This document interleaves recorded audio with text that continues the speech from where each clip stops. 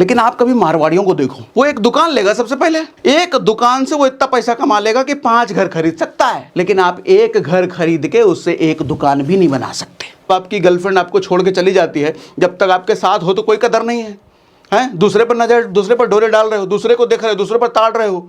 लेकिन जब वही गर्लफ्रेंड छोड़कर किसी और के साथ निकल ली, अब टेंशन में, अरे हमको छोड़ दी, हमको धोखा दे दी। अब पूरा ध्यान उसी पर रहेगा। दारू रूम में जाकर के डूब गए, रे हमारी गर्लफ्रेंड छोड़ के चली गई, गजल उजल सुनने लग गए। इसलिए पैसा कमाओ, बहुत ज़रूरी है। नहीं कमाओगे तो इच्छाओं के बोझ तले दबे रहोगे और इच्छाएं पूरी होने नहीं वाली तुम्हारी, क्योंकि तुम्हारे पास पैसे ही नहीं है। और तुम कहोगे हम भैया हमारा पैसा जा कहाँ रहा है, पता ही नहीं चल रहा। अरे कमा तो 1.5 लाख रुपए रहे, पता ही नहीं चल रहा कहाँ। और कुछ लोग तो हंस हंस के जवाब देंगे, अरे हमारा पैसा कहाँ जा रहा पता ही नहीं चलता। अरे कोई अचीवमेंट करके बैठे हो, जब तक तुम उसके किसी काम के लायक हो वो तुमसे मतलब रखेगा। उसके काम के लायक नहीं हो तो भाड़ में जाओ। गरीब दिखने का डर, कोई हमको मिडिल क्लास समझ न ले, इसीलिए होम लोन ले लेंगे, इसीलिए महंगी गाड़ी, महंगा घर। आज हम बात करेंगे मिडिल क्लास के उन बहुत सारे बकलोलियों के बारे में, जिन बकलोलियों पर अगर शुरुआती एज में वो प्रकाश डाल ले तो उसका जीवन प्रकाशित हो जाए। लेकिन ज़्यादातर लोग ऐसा कर नहीं पाते, इसलिए पूरी ज़िंदगी ईएमआई और कर्जों के अंधकार में घूमते रहते हैं। बकलोलियाँ समझते हैं ना, गलतियों को हमारे बिहार में बकलोली कहते हैं।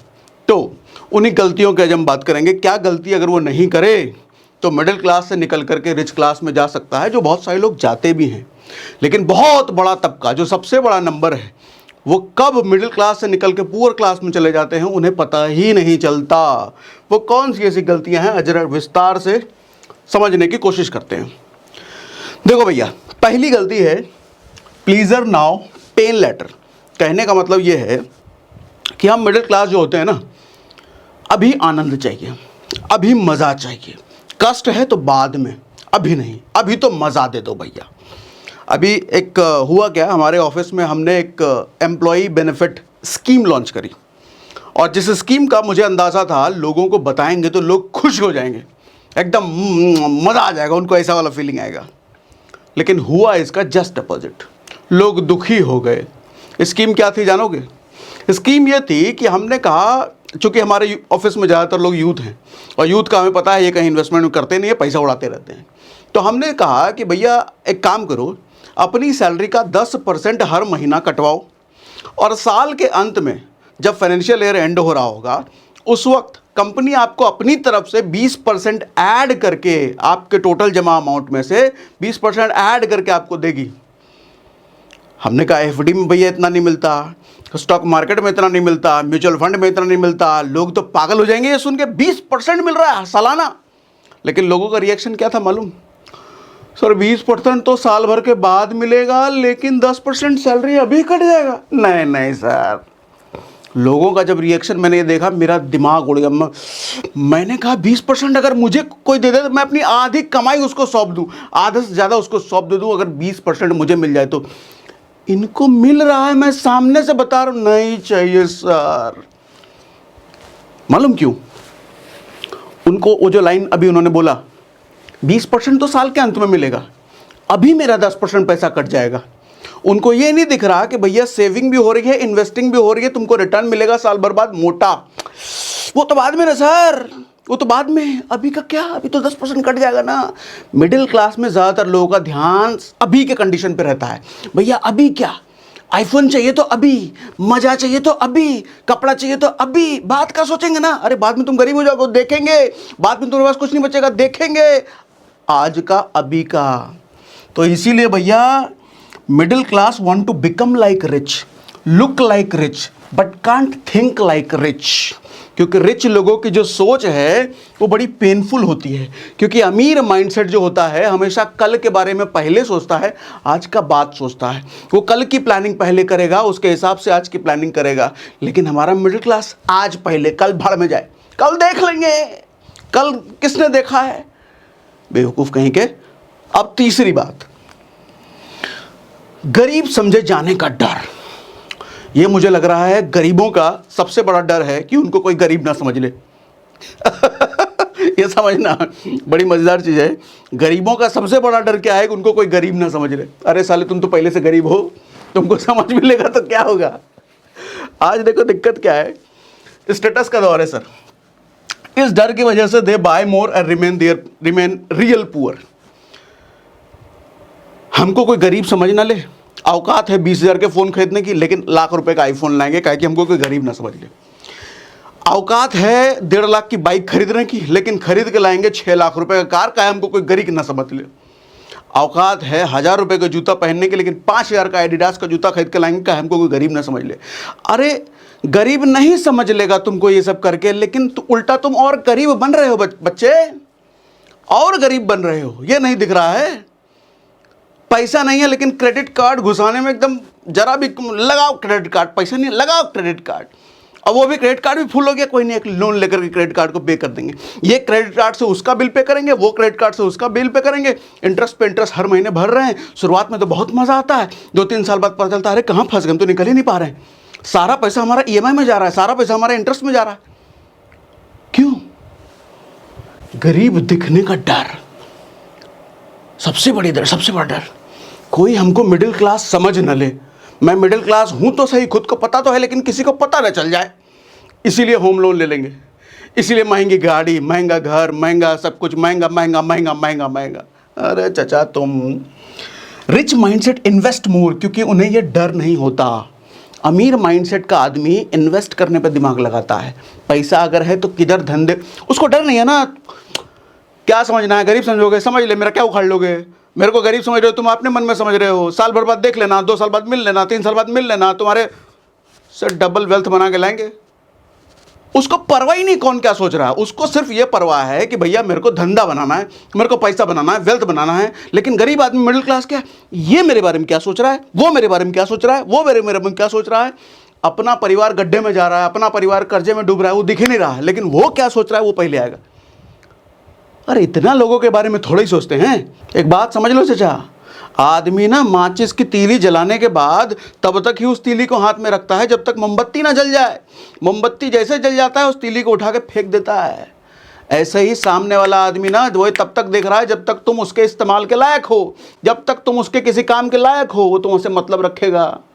उसके काम के लायक नहीं हो तो भाड़ में जाओ, तो दिखा के कुछ नहीं हासिल कर लोगे। अपने परिवार का सोचो, पैसा कमाओ, ठीक है। Buying for need versus buying for status. Nitin Gadkari का कुछ समय पहले वो था वीडियो, नितिन गडकरी कह रहे हैं हमारे देश का खादी हमारे युवा नहीं पहनते, जो कि 500 रुपये का मिलता है। यही लेवाइस जैसी विदेशी कंपनियां हमारा ही खादी खरीद करके उस पर 3,000-5,000 का टैग लगा के जीन्स निकालती है, आदमी खरीदता भी है। इसका मतलब आदमी नीड के हिसाब से नहीं खरीद रहा है, स्टेटस के हिसाब से खरीद रहा है। स्टेटस देखो, स्टेटस क्या चीज़ है, कहते हैं ना car is status today. Status नहीं है, गरीब आदमी का गरीबी छुपाने का वो मुखौटा है और कुछ नहीं है, स्टेटस है। बट लोग आपकी परवाह तभी करेंगे सर जब तक आप उनके काम के लायक हो। अभी जो मैंने बोला ऐसा नहीं चलेगा। अगला इमरजेंसी फंड। सर आज आदमी की इतनी हालत ख़राब है, आदमी का बाइंग हैबिट इतना ज़्यादा बना हुआ है, unnecessary buying habit, loan credit card के चक्कर में इतना पड़ा हुआ है। सर डेटा ये है कि 80% इंडियंस के पास इमरजेंसी फंड तक नहीं है। ऐसे में भगवान ना करे कभी रात बेरात पैसों की जरूरत पड़ी तो आदमी के पास एक और लोन लेने के अलावा कोई ऑप्शन नहीं है। इसलिए आपके पास एक इमरजेंसी फंड होना बहुत ज़रूरी है। और इमरजेंसी फंड बनाने के लिए एफडी से अच्छा इंस्ट्रूमेंट कुछ हो ही नहीं सकता। और एफडी तो ना सिर्फ इमरजेंसी फंड का सबसे अच्छा विकल्प है भैया, शॉर्ट टर्म इन्वेस्टमेंट का भी इससे अच्छा विकल्प नहीं हो सकता। शॉर्ट टर्म में ऐसे कई सारे गोल्स होते हैं, जैसे हो सकता है कोई महंगी चीज खरीदने का प्लान हो या कहीं कोई टूर का प्लान हो। अब ऐसे गोल पूरा करने के लिए आप स्टॉक मार्केट में पैसा तो डालोगे नहीं, यहाँ तो एफडी ही काम आएगा। नॉर्मली बैंक एफडी आपको 6 से 7% का रिटर्न देते हैं, लेकिन अगर आप स्टेबल मनी के जरिए एफडी बुक करते हो तो आपको 9.1% तक का रिटर्न मिल सकता है। और यहाँ पर बैंक आपकी 5 लाख की एफडी इंश्योर्ड होती है बाय DICGC, जो कि RBI का एक सब्सिडरी है। मतलब कि 5-5 लाख की एफडी अगर 3 बैंकों में आपने करी है तो आपके 15 लाख इंश्योर्ड हैं। स्टेबल मनी के जरिए आप अलग अलग बैंकों में एफडी बुक करवा सकते हैं बिना उन बैंकों में अकाउंट खुलवाए। और ये समय भी बिल्कुल सही है एफडी बुक करने का, क्योंकि इंटरेस्ट रेट इस वक्त बहुत हाई है एफडी के। इतना ही नहीं, 200 से ज्यादा बैंकों का इंटरेस्ट रेट आप कंपेयर कर सकते हैं इस ऐप पर, और जिसमें सबसे ज्यादा इंटरेस्ट मिल रहा हो वहां एफडी बुक कर लो। अब तक 5 लाख से ज्यादा लोगों ने स्टेबल मनी के जरिए एफडी बुक किया है। और आप अपने पैसे भी कभी भी विड्रॉ कर सकते हैं, एक ही दिन में आपका पैसा आपके बैंक अकाउंट में हाजिर है। डिस्क्रिप्शन और पिन कमेंट में हमने स्टेबल मनी ऐप डाउनलोड करने का लिंक दिया है, जिसके जरिए अगर आप डाउनलोड करके एफडी बुक करते हैं तो पहले 500 यूजर्स को अमेजॉन का 200 रुपये का वाउचर बिल्कुल फ्री मिलेगा। सर अगला टॉपिक है ट्रैकिंग। एक आदमी, देखो होता क्या है, आज के समय में ज़्यादातर लोगों से अगर आप पूछो ना तो उनको अपने खर्चे का, अपने इनकम का हिसाब किताब कुछ पता ही नहीं है। मैं ज़्यादातर लोगों से अगर इनकम उनकी पूछता हूँ ट्रैकिंग क्या है भैया, क्या कहाँ खर्च करते हो, तो आदमी ज़्यादा से ज़्यादा ये बता पाएगा ईएमआई उसका घर का कितना है, या फिर रेंट उसका कितना है, बच्चा उच्चा है तो बच्चे की स्कूल फीस कितनी है। आप उससे पूछोगे भैया खाने पीने का तुम्हारा महीने का खर्चा कितना है, उसको नहीं पता।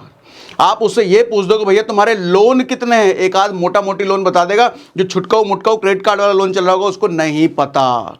उससे पूछ लो क्रेडिट कार्ड का आउटस्टैंडिंग कितना है, नहीं पता। लोन का आउटस्टैंडिंग कितना है, नहीं पता। तो इतना कुछ तुमको पता ही नहीं है और तुमको अमीर बनना है, कहाँ से बन पाओगे चाचा? देखो दिक्कत यह है कि जिस चीज़ को आप मेज़र नहीं कर सकते, जिस चीज़ को आप ट्रैक नहीं कर सकते, उस चीज़ को कंट्रोल नहीं कर सकते। आपको कंट्रोल करने के लिए पहले ट्रैक करना पड़ेगा। ठीक उसी तरीके से अगर आपको अपने टाइम को मैनेज करना है तो टाइम का हिसाब किताब बनाना पड़ता है, तब जाके टाइम की ट्रैकिंग होती है, तब जाके टाइम को कंट्रोल कर पाते हो। सेम पैसे का है, जब तक बजट नहीं बनाओगे, अपने पूरे महीने का बजटिंग नहीं करोगे, अरे भैया देश का भी वो बजट है, पूरे देश को जब बजट बनाने की ज़रूरत है और आपको अपने घर का बजट का ज़रूरत ही नहीं पता चलता। पुराने क्या ज़माने में मैं तो अपने पापा को मैंने देखा है, आपने अगर अपने पापा अपने दादाजी को देखा होगा कि वो बैंकों में जाकर के पासबुक अपडेट कराते थे ना। क्यों? क्योंकि उनको पता चलता रहे भैया कितना पैसा मेरा कहाँ खर्चा हुआ है। आज के समय में सबके हाथ में मोबाइल बैंकिंग है भैया, स्टेटमेंट एनी टाइम अवेलेबल है, लेकिन कितनी बार आप उस स्टेटमेंट को देखते हो? क्या महीने में एक बार भी उस स्टेटमेंट को देखते हो कि कहाँ पैसा खर्चा हुआ है? नहीं देखते। 10 में से 9 लोग नहीं देखते। और तुम कहोगे हम भैया हमारा पैसा जा कहाँ रहा है पता ही नहीं चल रहा। अरे कमा तो 1.5 लाख रुपए रहे, पता ही नहीं चल रहा कहाँ।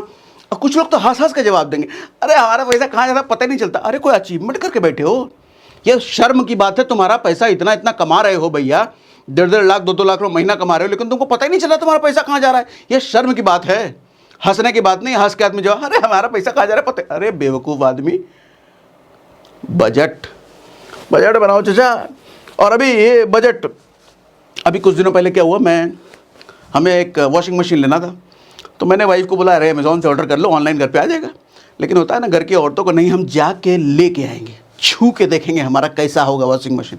हम कहे चलो, हमारे घर के बगल में क्रोमा है, तो क्रोमा में गए, हम देख ही रहे थे, तो बगल में एक और सेगमेंट था फ्रिज का। तो फ्रिज में एक आदमी देख रहा है, तो दुकानदार ने कुछ प्राइस बताया, ये वाले फ्रिज का इतना है। तो तुरंत उसने वो क्या कहा कि नहीं इस फ्रिज का इतना तो हमारा बजट नहीं है। मुझे हंसी आई।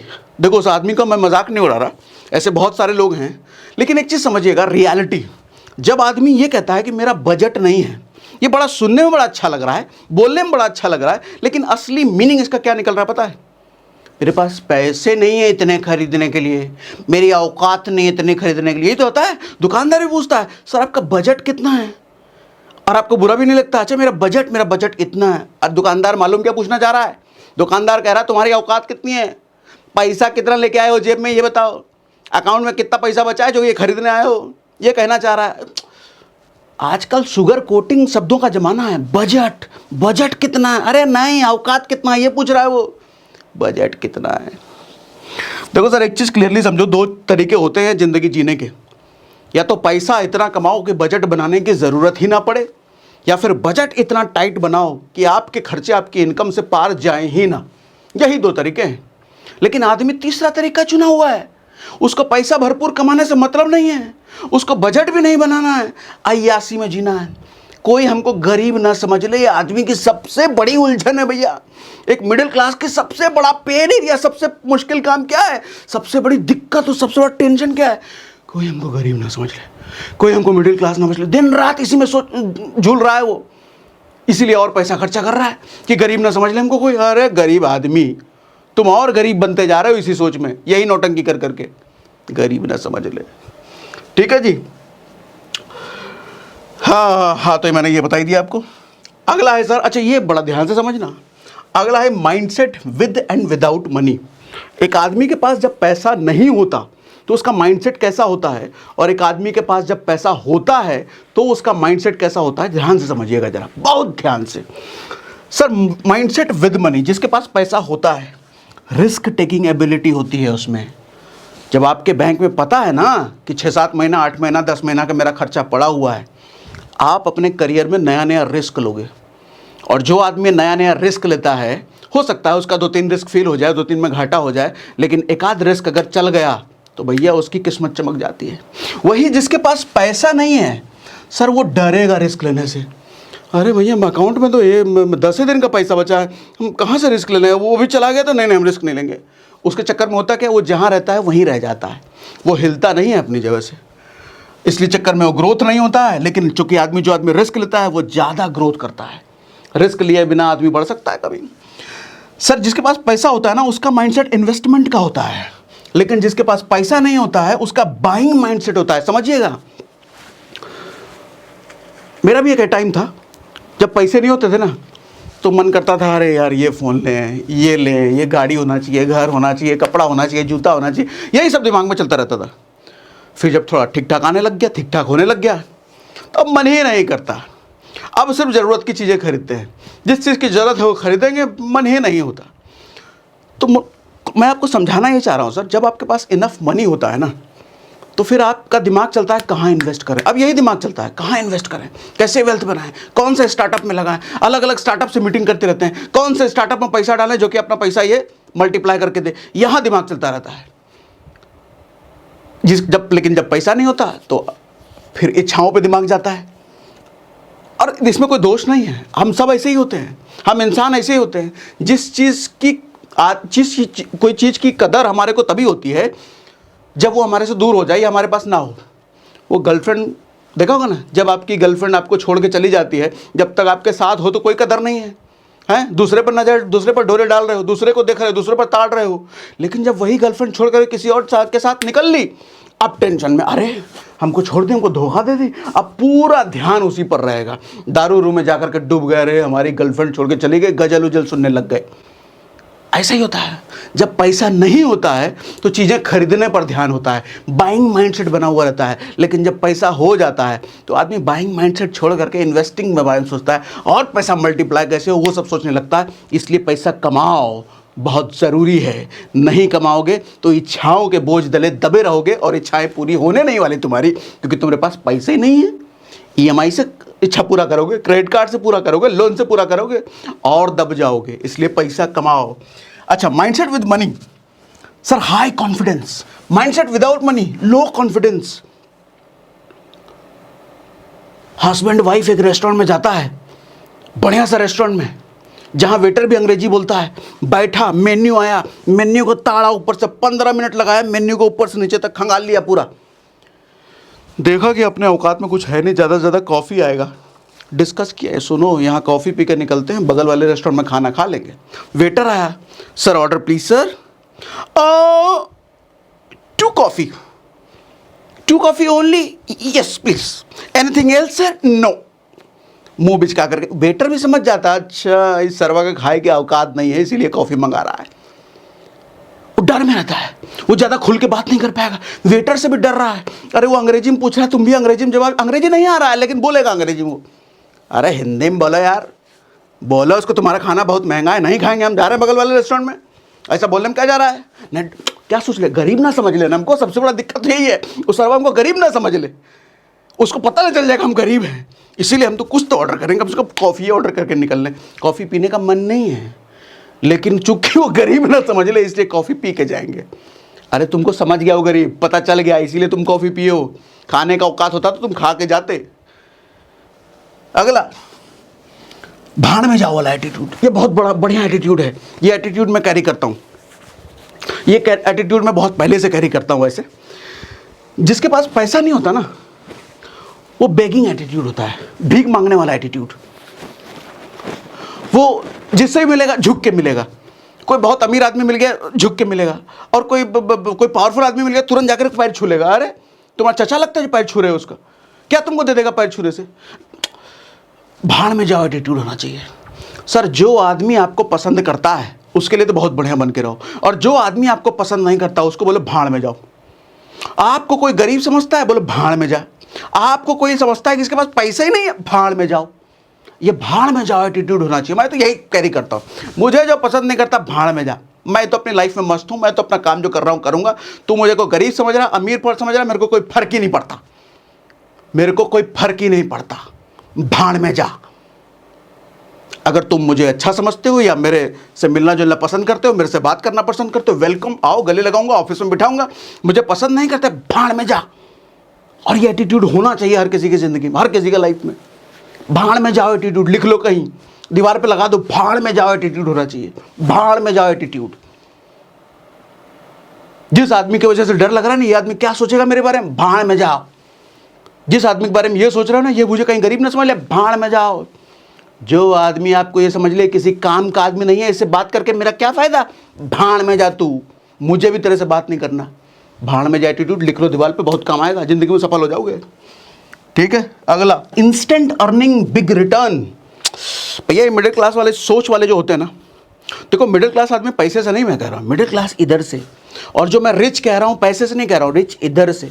क्योंकि आदमी पहले रिच इधर से बनता है, उसके बाद इधर से बनता है। तो मिडिल क्लास आदमी भी पहले इधर से होता है, फिर वो इधर, समझे ना। मिडिल क्लास आदमी को इंस्टेंट अर्निंग चाहिए भैया। कोई ऐसा काम बताओ तुरंत कमाई शुरू हो जाए। उसको बोलो भैया ये काम सीख ले, 2-3 साल में तेरा अच्छा कमाई होने लग जाएगा। 2-3 साल अभी का बताओ, कल से क्या है वो बताओ, तो अगले महीने से क्या है वो बताओ। फिर उसके लिए तो जॉब है, हाँ तो कर लेंगे जॉब, कोई जॉब बताओ। अरे भैया जॉब करोगे तो 15,000 मिलेगा, लेकिन ये वाला काम सीख लोगे तो 2-3 साल में 1,00,000-2 लाख रुपये कमाने लग जाओगे। अरे 2-3 साल बाद आएगा ना लाख, हमको अगले महीने वाला बताओ, 15,000 मिलेगा, हाँ ठीक है करेंगे, 15,000 वाला ही करेंगे, वही ठीक है। बट बिग रिटर्न चाहिए आदमी को, बड़ा रिटर्न है। म्यूचुअल फंड समझाओ, कमेंट आते हैं म्यूचुअल फंड वाले हमारे वीडियो पे, सर ये तो 20 साल का है, 20 साल तक कौन जिंदा रहेगा। तो हम कहते हैं काम करो, टर्म प्लान ले लो, मर गए तो कम से कम परिवार को पैसा मिलेगा। सर नहीं मरे तो, अरे तुमको दोनों ही चिंता है, मर गए तो नहीं मरे तो, तुम करना क्या चाहते हो भाई, क्लियर तो हो। इसीलिए आदमी फिर वो लॉटरी वाले काम में जाता है, एफएनओ में, फ्यूचर ऑप्शन में ज़्यादातर लोग लॉस करते हैं ना, वो लॉटरी के माइंडसेट से आते हैं, इसीलिए लॉस करते हैं। कसिनो में जाएंगे, वो ड्रीम 11 और पता नहीं इस तरह के गेम खेलेंगे, खिलाड़ी और कौन कौन से क्या क्या चलता है, एक बटन दबाने पैसा आ जाए। लेकिन अमीर आदमी जो रिच माइंडसेट होता है सर, वो फोकस करता है लेट अर्निंग पे बट स्ट्रॉन्ग अर्निंग पे। लेट पैसा आए लेकिन स्ट्रॉन्ग पैसा आए। जियो वाला प्लांट लगा दिया, भले ही भैया 10 साल बाद पैसा आएगा चलेगा, लेकिन मोटा आए, आता रहना चाहिए। 10 साल तक, 5 साल तक, 20-20 साल तक आदमी लगा के निश्चिंत हो जाता है, धंधे वाला आदमी है। ये कहाँ चला गया, अगला बढ़ गया क्या, पोल खोल दिया इसने तो। लो रिटर्न चाहिए बट कंसिस्टेंट रिटर्न चाहिए। ये इनको नहीं तुरंत, भैया हमको तुरंत आज के आज 20% चाहिए, आज क्या साल भर बाद नहीं, आज के आज चाहिए। ये कहते हैं लो रिटर्न, छोटा रिटर्न मिले बट कंसिस्टेंट लंबे समय तक मिलता रहे। वॉरेन बफे कहते हैं भैया 16-17%, 18% का रिटर्न मैं कितने सालों से ले रहा हूँ और बहुत खुश हूँ, और वॉरेन बफे उसी को लेके इतना बड़ा आदमी बना है। लेकिन हमको तो 50% रिटर्न पहले दिन चाहिए। आज हम स्टॉक मार्केट आए नहीं, हमको आज ही पैसा हमारा डबल हो जाना चाहिए। जो लेके आए हो वो भी लेके जाएगा तुम्हारा स्टॉक मार्केट, यही होता है ना। फिर स्टॉक मार्केट तो जुआ है, हाँ तुम जुआरी बन के आए तो थे एक दिन में डबल करने, तो जुआरी के नियति से आओगे तो तुम्हारे लिए तो जुआ ही रहेगा। तुम्हारा पैसा स्टॉक मार्केट ठोक के पटक के लेके जाएगा, पैसा कमाओगे। माइंडसेट गड़बड़ है चाचा, जब माइंडसेट गड़बड़ है तो कहाँ से पैसा कमाओगे तुम। इतने अमीर लोग दुनिया में हैं, उनका ऑडियो बुक यूट्यूब पे सब पड़ा हुआ है, सब सुनो, उनका माइंडसेट अपनाओ। लेकिन ये मुश्किल है ना, पेन लेटर प्लीजर नाउ, अभी मजा चाहिए, पेन तो बाद में देखा जाएगा। तो तुम्हारी पूरी जिंदगी पेन में बीतती है। बात सही कह रहे हैं कि नहीं। अर्ली एज होम लोन, भैया ये तो श्राप है युवाओं के लिए। मुझे तो लगता है कि अर्ली एज में होम लोन मिलना ही नहीं चाहिए, बैन कर देना चाहिए कि तुम जब तक सलाह सरवा 2-4 बिजनेस ना खड़ा कर लो, 2-4 धंधा ना खड़ा कर लो, होम लोन मिलना ही नहीं चाहिए। लेकिन क्या करें, सिस्टम है, उनको भी, अपने बैंकों को भी अपना धंधा चलाना है। सर होता क्या है, मिडिल क्लास घर लेता है और पूरी ज़िंदगी ईएमआई देने में बिता देता है। लेकिन आप कभी मारवाड़ियों को देखो, वो कहेंगे घर नन्ना, पहले धंधा। वो एक दुकान लेगा, सबसे पहले एक दुकान से वो इतना पैसा कमा लेगा कि 5 घर खरीद सकता है। लेकिन आप एक घर खरीद के उससे एक दुकान भी नहीं बना सकते।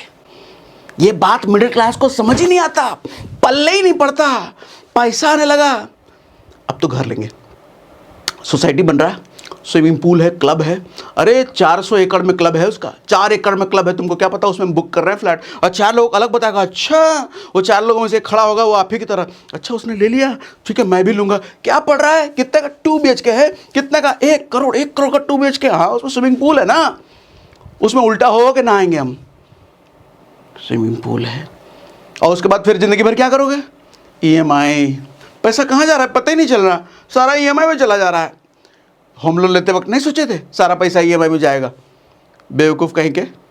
और घर ले भी लिए तो तुम्हारे पास पैसा तो बच नहीं रहा उसका इंटीरियर कराने का। घर एकदम खंडर जैसे घर में रह रहे हो, किचन ऐसे ही बेकार पड़ा हुआ है, 15,500 20,000 का सोफे रखे हुए हो, 10-15 हज़ार का बेड रखे हुए हो, और तुम्हारे पास पैसे नहीं है, सारा पैसा तुम्हारा डाउन पेमेंट में दे दिया और बाकी बचा EMI में जा रहा है। ये गलती ना करके अगर कोई धंधा बनाने में पैसा लगाए होते, अगर 20 लाख रुपए भी डाउन पेमेंट कर रहे हो 1 करोड़ के फ्लैट के लिए, वो 20 करोड़ रुपए लगा के कोई धंधा बिल्ड करते तो 3 साल समय देते, तो क्या पता वो धंधा 2-2 फ्लैट 3-3 फ्लैट का आपको डाउन पेमेंट इकट्ठा करके देता। क्या पता इतना पैसा दे देता कि कैश में फ्लैट खरीद लेते। लेकिन वो तो मानसिकता ही नहीं है ना। प्लीज यार, मजा चाहिए, मजा। मजा क्या, अभी कर लेंगे, बाद में देखेंगे ना, कल का कल देखेंगे, कल का कल देखेंगे चाचा। अगला, टैक्स। ये एक ऐसी चीज है, मिडिल क्लास कभी ये ना इसको कभी इसको समझ में नहीं आता, लेकिन रिच क्लास सबसे पहले इसी को समझता है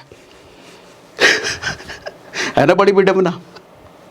मिडिल क्लास को तो अभी टैक्स समझना ही नहीं है, उसको 150 रुपये दे करके लास्ट में किसी से ITR भरवा लेना है।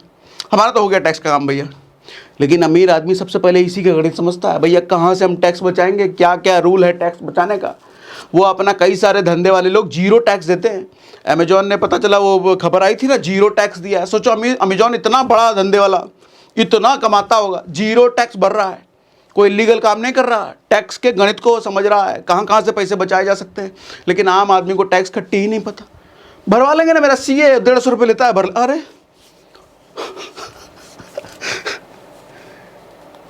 हमको फुर्सत कहाँ है, इंटरनेट पे 100 रुपये का कूपन ढूंढने में 1.5 घंटा लगाएगा, लेकिन वो 1.5 घंटा लगा करके थोड़ा सा तुम टैक्स के बारे में जानकारी नहीं ले सकते। बोरिंग है ना, समझ में नहीं आया। अरे मेरा वो काम नहीं है, मैं तो इंजीनियर हूँ, मैं तो अपने प्रोग्रामिंग में एक्सपर्ट हूँ, ये एक मेरा काम थोड़ी है।